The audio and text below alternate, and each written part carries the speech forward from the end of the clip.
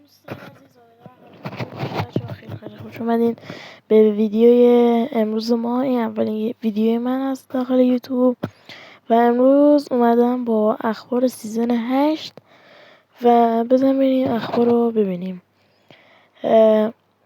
این یگان بسیار جذاب اپیکه. اینم یه نایفیه و اینم یه کالین کارته. اینم یه چارم جذابه. اینم یه اسکینه که خیلی خوبه و در حد لژنده ولی اپیک. اینم خود جک 12 متیکه و بسیار گان شتیه و اینسپکتگان مثل کریک سیکسه و الان میریم با هم اینسپکتش رو میبینیم. خب دوستان، اینم از اینسپکتگان خیلی شبیه کریک سیکسه و انگار خود کریک سیکس رو کپی کرده، یه سری تغییرات توش داده. اینم خود جک 12 متیکه و اینم ریلودشه، ریلود کاملش و ایمش هم دیگه خودتون دارید ببینید. رد تیرش هم دیگه چند برابر گانای عادیه و گان بسیار شتیه و هر کی با اینو فول کنه واقعا نمیدونم چی باید گفت دیگه. و گان بسیار جذابیه ولی فشاری کننده در کال آف دیوتی موبایل. ایمش هم یه جورایی تقریبا مثل 117 و اینم از جک 12 متیک. اینم یه رونمای کلی و میری به قسمت آپگریدش. لول 1 اتچمنتاشه و آره دیگه، اینم کیل افکتشه. لول 2 کیل افکته و اگه چند بار پشت سر هم کیل بزنید کیل افکتش اینطوری میشه. و میرسیم به لول 3. لول 3 تغییر خاصی نمیکنه، فقط اینا اضافه میشه.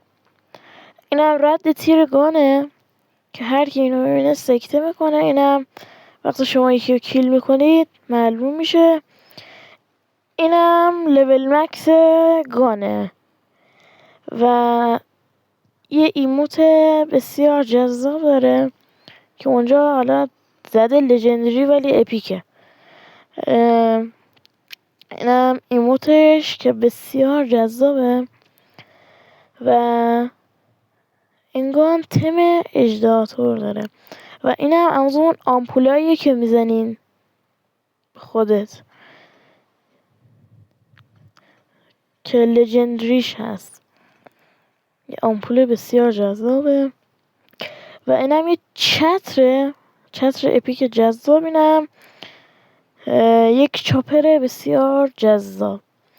اینم دوره توی گردون دیگه است. یه چتر بود، یه اف جی، یه کالین کارت با یه خاور با اسکین گوریل و بسیار گنده است و اصلا خوب نیست.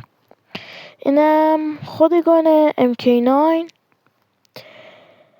و خیلی بسیار گان جذابیه، هم از راه دور خوبه هم از راه نزدیک. و حالا میریم داخل بازی تستش میکنیم. این رونمای کل گانه. کیل افکتش هم یه چی بالا میاد میخوره به انمی و میمیره و خیلی کیل افکت جذابی داره. اینم ریلود جذابشه دیگه. یعنی این گان خیلی خوبه.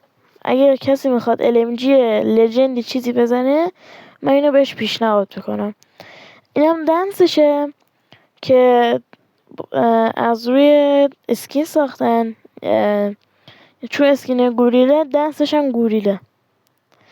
و اینجا اینم ایموت جذابش. اینم یه گان اپیک بسیار جذاب. اینم همون چیزایی که پرت میکنه یخ میزنه. این یه جتپک با یه کلت، با یه از اینا فلشبنگ و یه تانک با اسکینش که خیلی جذابه، خیلی هم خوش اسلاید. و اینم بیکی 57 لژندریه و خیلی گان خوبیه و پیشنهاد میکنم که بزنید.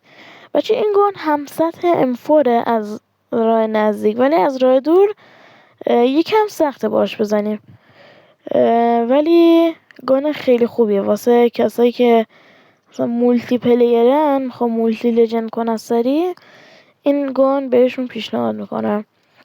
و کیل افکتش هم یه سیاه چاله باز میشه و میره داخلش و بسته میشه. اینم دنسشه که یه پرچم کال آف دیوتی میزنه تو زمین و بله دیگه. اینم از ایموت این گردونه. اینم استریکر بسیار جذاب و اینم یه اسپری خیلی کاربردینه. اینم کالین کارتشه که اصلا به درد نمیخوره. این یه موتور اپیکه. اینم یه تبر بسیار اپیکش خوشگله. کالین کارت که بازم به درد نمیخوره. بکپک قلبی که بازم به درد نمیخوره. اسکینش خیلی خوبه، خوش موومنت ترین اسکینه که داخل این سیزن هست. و اینم گانشه HDR، طرح شبیه تبره. و بله الانم میریم تستش میکنیم ببینیم چه جوریه. این رونمای کل گانه. این کیل افکتشه خودتون ببینید، ولی HDR عادی بهتر بود احساس میکنم، ریجستر تیرش بهتر بود. اینم ریلودشه، یه زبون تکون میخوره. اینم ریلود نصف نیمشه و کلنگان جذابیه، ولی HDR معمولیش بهتره.